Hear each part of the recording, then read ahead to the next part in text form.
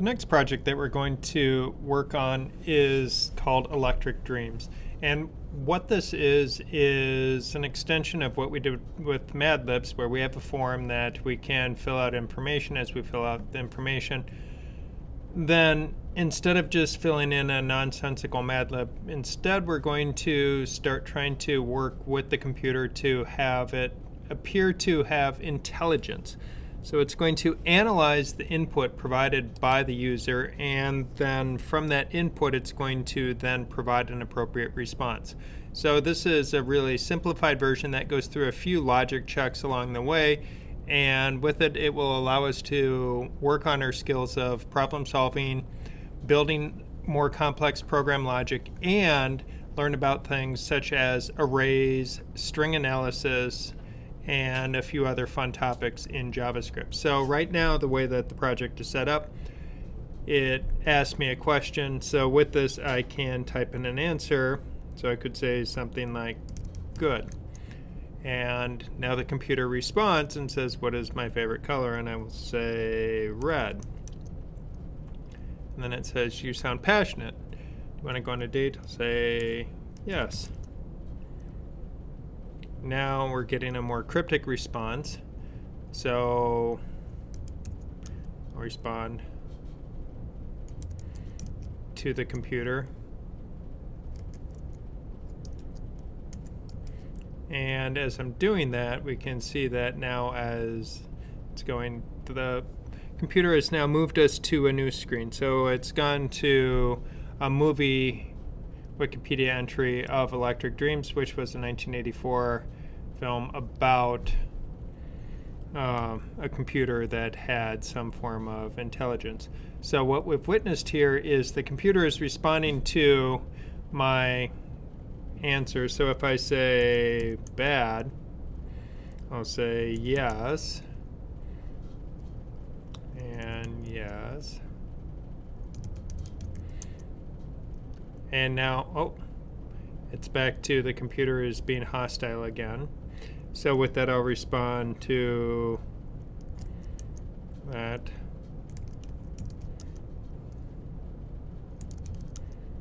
And now we see it goes into that. So what we've determined here, if we explore this, is depending on what answer I provide. So if I say good once more, now if I say blue instead of red, we can see it's analyzing that. It was looking for that. So what we're going to be doing is programming the script so that it looks for specific words in the user's response. When it finds those words, it's then going to respond to those words and ask a different question. So if we're careful and clever in the questions that we ask, we'll be able to work with it so that it appears that the computer is indeed talking to us and possibly is self-aware or intelligent. The first thing that we're going to work on learning about is arrays. And with arrays, this is going to be a way that we can store information on the computer. So typically arrays are storing groups of items, whether the items are numbers or strings or objects. We're storing a collection of typically similar data elements. So we'll have that group of things. So if we have a list of names, we could store those names in an array, and then we could find out how many are in the names are in that array. We could look for specific names within that array. We can add or remove items from the array. We can sort the array. So there's a lot of things that we can do. And if we look at the MDN website, we can see under array that there's a lot of different methods that are there. We're not going to be using most of those. We're only going to be focusing on a small set of those methods. But if you want to learn more about working with arrays, this would be a fantastic resource to look at. Now, the way that we can set up our array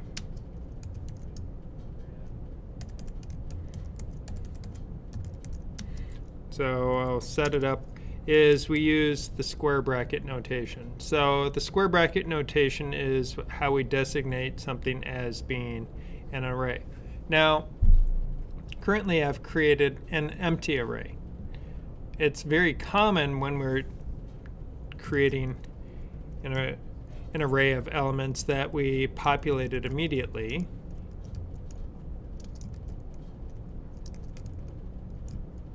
And we can put our elements in there. So I now have an array of elements. And with that, I can do something with it. I could say console.log names. Now, I have the console set up for the page over here, so I am using the live server package so that every time I save my document, it's going to reload it over here. So it shows me that I logged out this array, and it tells me that there's 3 elements in it, and those are the elements that are contained within that array. Now, if I want to know name's length, we'll see that it passed out the value of 3. If I want to access a particular element within my array, I use the square bracket notation, and in this case I put a 0. Now if I save this out, we'll see that it accessed John. That's the first element. The first element has a position number associated with that. Position is always going to begin at 0. Remember that computers like to start counting from 0. So we always start out with that. Now if I were to instead change that to a 2, we'll see now logged out Ollie. Now if I change that to a 3 and save it, it comes up with undefined because 0, 1, 2, there is no third element that can be logged out, so it's not going to be able to show that to me. So we'll be better off putting in a 2. Now, if I want to add to my array, so if I want to add something to it, I could go names dot push, and now I could push a name into it like this. And I'll see that it says 3, it says Ollie, but now let's log back out.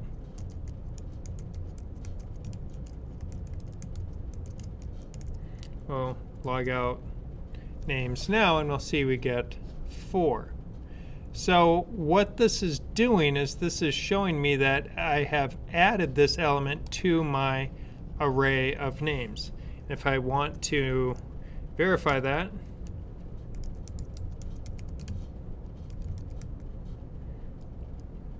and now we could ask for that third element, or the item in the 4th position, 0, 1, 2, and now we ask for 3. Save this.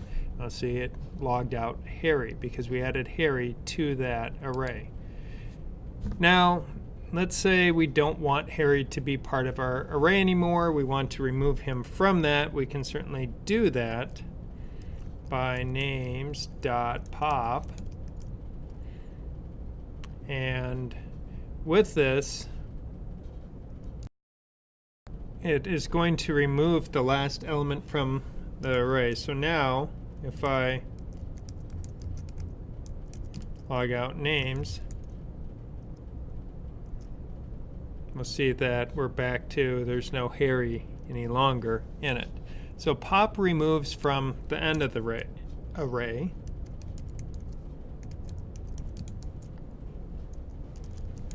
And shift will remove from the beginning of the array. And we'll see that now John has been taken out, and now we just have Sam and Ollie still present in that array. So we're adding and subtracting from the array using pop, using shift, using push. Push adds in, pop and shift remove. Pop removes from the end, shift removes from the beginning. So these are all useful things that we can do. Now, when we're working with the array, if we want to remove an element that's not at the beginning or the end, but at a specific position in the array, we can do that by specifying its number. And the method that we're going to use for that is going to be splice. And splice takes a couple of different values. The first is the value of where we want to start splicing in the array, that position. So if we put in a 0, it says grab from the very first position. The next thing we say is how many elements we want to take out of our array. So if we want to remove one element, we would just do 1. And then with that, we can run it. And with, oops, sorry, little code completion issue there. And with this, we can just say names, and we'll get rid of that extra semicolon and save that. And now we can see that it has updated, so our array only has one element in it. So splice is used for removing elements. It can also be used for adding an element, so we can specify at what position we want to add in an element. And we can do it like this, names.splice. And now with this, I can say at what position. So I am going to say at position 1, so I'll put it after, I'll say at position 0, so I'll go in front of it. And now I can say how many elements I'm removing, 0. And now I can specify the element that I am putting in. And now if I log this back out, we will see that it put Fred in front of Ollie. So now we have that element added to our array. So I can remove elements. If I wanted to remove everything from this, and I could say start at position 0, remove 2 elements.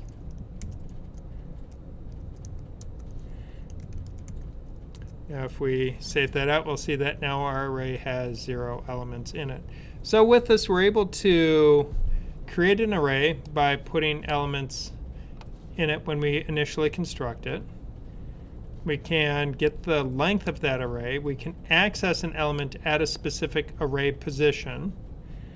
And we can remove the last element in an array. We can remove the first element in the array. And we can add and subtract elements from any position within an array, or add to it using splice. So we have length, pop, shift, splice, all methods that we're using when we work with arrays. And as we look at the array, we just create our variable, and then we use square brackets to define it. The next topic we're going to look at is using index of. What index of allows us to do is determine if a particular character or group of characters is present inside a string. We can also use index of with other types as well, similar to arrays or like arrays, but right now we're using it in this project with strings. So if I create a constant, I'll name it phrase, and we'll set it equal to my name is John. Now what I can do is log out and find out phrase dot index of, and now I can ask for something. So now if I look for M, let's see what this does. When I save this, it gives me a 5. Now if I look 1, 2, 3, 4, 5, 6, except that remembering that indexing on computers always begins with a 0. So technically I'm looking for the index position of the letter M. Now notice here capital M is not the same as lowercase m. If I change this to capital M, we can guess that it's save out and say 0 because capital M is the first letter, or 0 positions. So position 0 is there. Now if I were to say where is N, we'll see it logs out to position 3. What I can also do with this is not look for a single character, because we all notice I have the N here and the N here. But if I were to go for HN, we'll see it's at 13. 0, 1, 2, 3, 4, 5, 6, 7, 8, 9, 10, 11, 12, and the H starts at position 13. So it's able to find it, but when I look for a single N, it only finds the first one. So that's one of the shortcomings of this, because if I were to have a word repeating in here, say name and name, and then look for name, it only finds the first one. Once it finds that, it stops. Now if we remove that, remove this here, we'll see that it logs out to this position. Now if I look for something, say like the letter Z, Z's not in this, so we're going to get a different answer. When I do that, it gives me a result of -1. So we're going to be able to use this concept of returning a -1 value or not returning it as a way to find out, does our phrase or the user input contain that specific word? Because if we remember back in the Electric Dreams example, if we reload this page, it says, how are you today? I could write, I am good. Now, the script on the back end, so it says, I'm happy for you. What's your favorite color? Now let's refresh it and say, good. And it says, I am happy for you. So it found it, whether it's first or last in my answer. Now also notice when I do this, I'm playing around with my capitalization, and it's still finding it. So that's something else we're going to be looking at in just a moment. So if we check our phrase and find out, does our phrase contain something? So what we really are going to be wanting to do is ask it using an if statement. But right now, I can now return a true or false value, because if we remember, an if statement is simply going to be if something is true, then we do something. So we're setting up a conditional statement. That's how our if statements work. So we're checking to find out if something is true. In this case, we want to know if it contains that. So I'm just going to even write it out a little bit over here, and then we'll just do an else. We'll log that out. And say no. So if our phrase, so what we are going to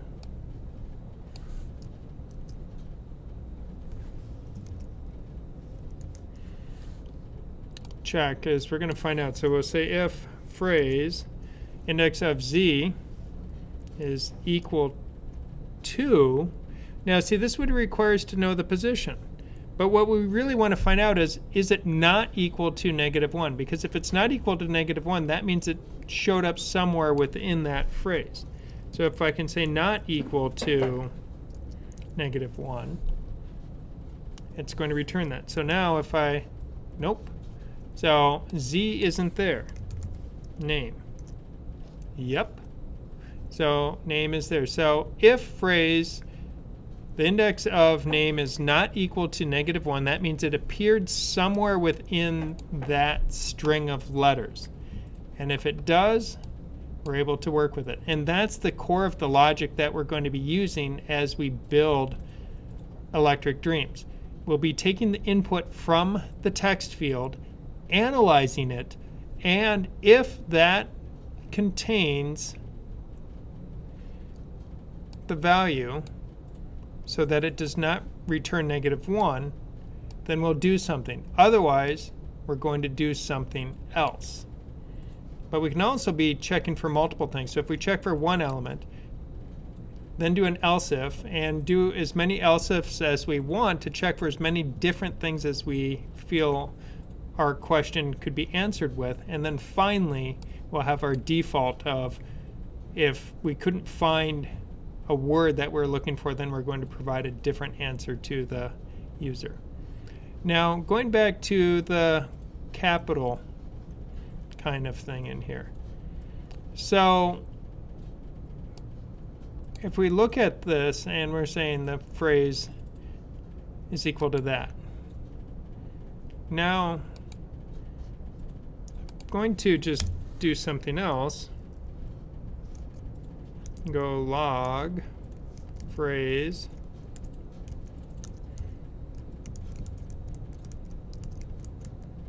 So what we can do is apply a method to it. Now watch what happens when I do this. You can see the M and the J lost their capitalization.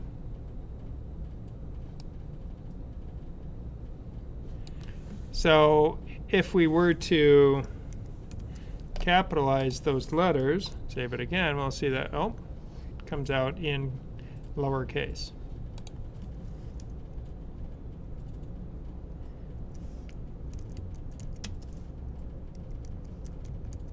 So phrase lowercase is equal to phrase dot to lowercase.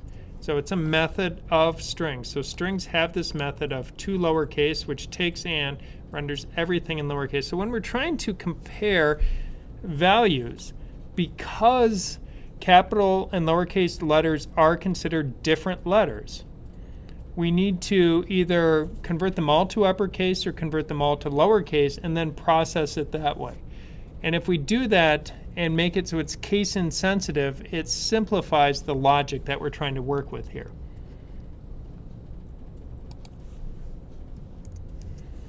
So now if I look through phase lowercase, we can see it should return yup, and then we'll log that out as well there, and we'll see that now it indeed does work. So even if name were in all uppercase, it still returned it. Now also notice it was just looking for that group of letters. Having an extra E is no big deal because it's just looking for those. The same way that if I said I am looking for J-O, well there's a J-O. So we have to be careful with what we do or what we're looking for, because if it shows up in the answer, then that could be problematic. So going back into Electric Dreams, if I reload this and say, how are you today? If we say not good, it gave us the response of good. So as we can, it's not the smartest computer. So we're able to analyze things a little bit, but not with great detail, because this is just a really basic version of a chat bot that we're creating. It's simple. It looks for a few key things, and then it will respond if it finds those key elements, but it's not going to have complex language analysis. That's far beyond the scope of what we're doing on this project. But right now, we can see how we're putting some of the pieces together. So being able to find out if something is present in a string. That string will be set by the input field. So much like on the Mad Libs where we had an input text field, we'll be using an input text field, and we'll have to grab the value of that, convert the value to lowercase, and then find out if the index of property of that is not equal to -1, which means it did show up, and then we have our response. So that's how we're going to be working with that. now what we're going to look at is how we can play around with random numbers and how that might tie in with our array. So I've created an array of names here. Now one thing you'll notice is sometimes when you're creating arrays, instead of just putting them all in one continuous run-on line, because JavaScript doesn't care about white space, we're able to put each of our elements on a separate line, put a comma at the end of each one, except for the final element. Don't put a comma after that. If we do that, that will cause an error in the code and will break. So we need to make sure that as we do each element, we have commas after it except the final one. Now I have my 2 square brackets. So that defines out my array.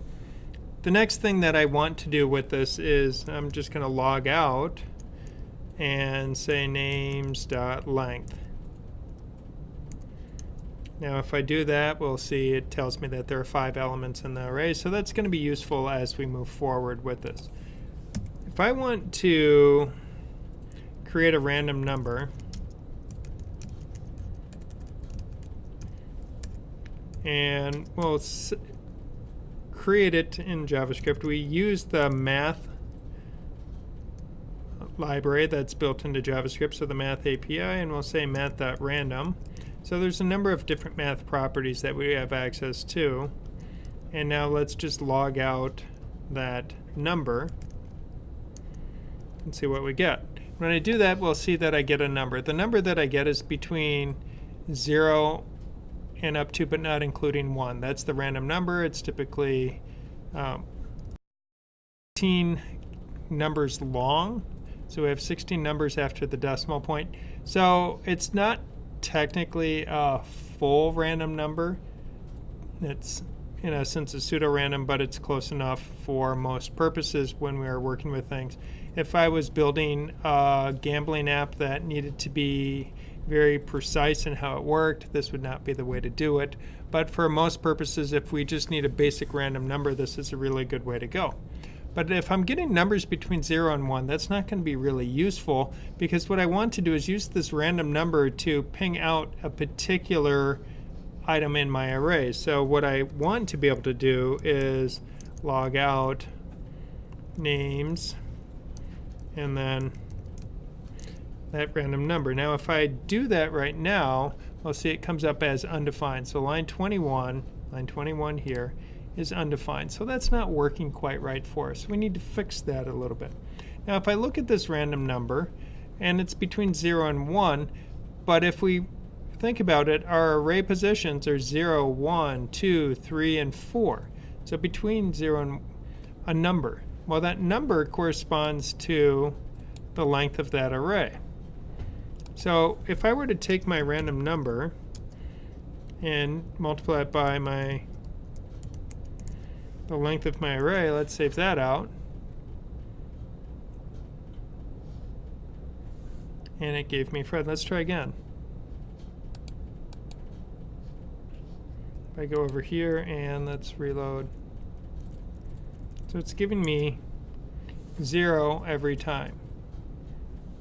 Oh, it's giving me 0 because I said name, not names. Now let's try it again. Now it's coming up with undefined. I was perplexed that I could keep getting 0 happening every single time. So my random number is 1.0, but that doesn't correspond to a position in my array. Now if I refresh my page, we'll see each time I'm getting numbers that vary. They're never equal to 5. They're always between 0 and almost 5. So that's not going to give us quite the result we need. We still need to do something else to it. Now, this number has a bunch of decimals after it, but array positions are defined as integers or whole numbers here. So what we can do is we need to round this down because we want to be between 0 and 1 less than however many items are in that array, which would be 4. So if I round down 4.42, etc., that's 4. But if I end up with a number here, 3.8, that rounds down to 3. Do it again, that'd round down to 1. 4 again, 2, 2, that would round down to 0. So I've proven I can get I think I just didn't see 1 in that mix, so it's pretty close. And the way that we round down inside of JavaScript is we use the math property of math.floor. So math.floor rounds down. Math.round would round either down or up, but that could give us 5. And there is no array position of 5 because it's 0, 1, 2, 3, and Scoopy is in position 4. That's at the end of the array. So now if I save this, we get Fred. So now I can see we have found all the names there. So now we have seen all of the names appear within it. So I'm able to take and round down my random number that's multiplied. The random number is 0 to 1. 0 to 1 times the length of my array, rounded down. So that's how I'm able to access a particular and specific element within my array. That will be useful moving forward. The final puzzle piece that we're going to use on Electric Dreams is set timeout and then work with location assign and location replace. So this is the final JavaScript wizardry that we'll use to complete the experience of when our so-called computer AI is done with us, and then it makes the web browser go to a different web page or URL. So to do that, we have set timeout. And as we work with set timeout takes a couple of parameters, of which the first is a function that it's going to call. And I'll just say endgame. And the next is how long in milliseconds it's going to take from when we call set timeout until it happens. So 1,000 milliseconds is 1 second. So 1 second after the script is called, it is going to do something. So if I look at endgame, well, we need to make that function endgame. And now endgame needs to do something.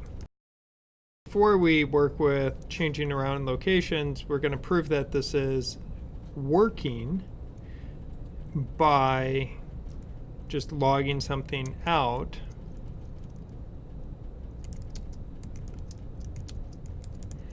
And we'll log out that message. When I save it, 1 second after that happened, it logged out the message. So we have it working. We can see that it's logging out that message. Now to look at how we change location,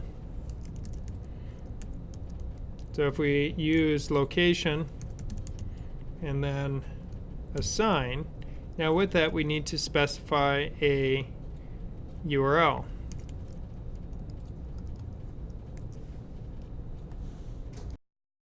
URL, when I save this page, it's going to then load this. It will log out the message, then load this page 1 second after it happens.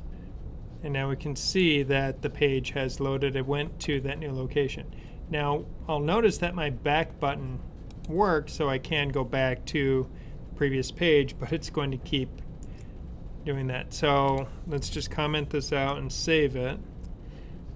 And now if I go back, now we're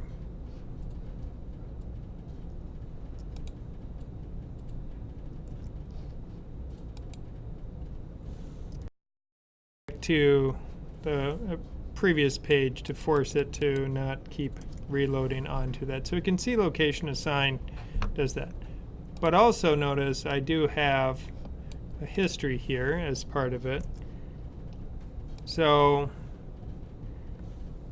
if I uncomment that, save it, get it again, see we're now on this page and the history is still there. I'm going to go back, comment that out, save it.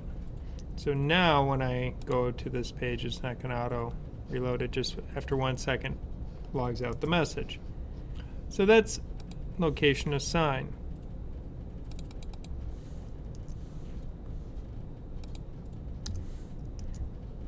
Now instead of using assign,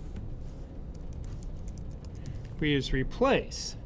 This would be the more devious option. So if you were to include this in a link, this would be considered really bad form. You don't want to do this to someone's website, because when you do that, we'll see what happens in a second.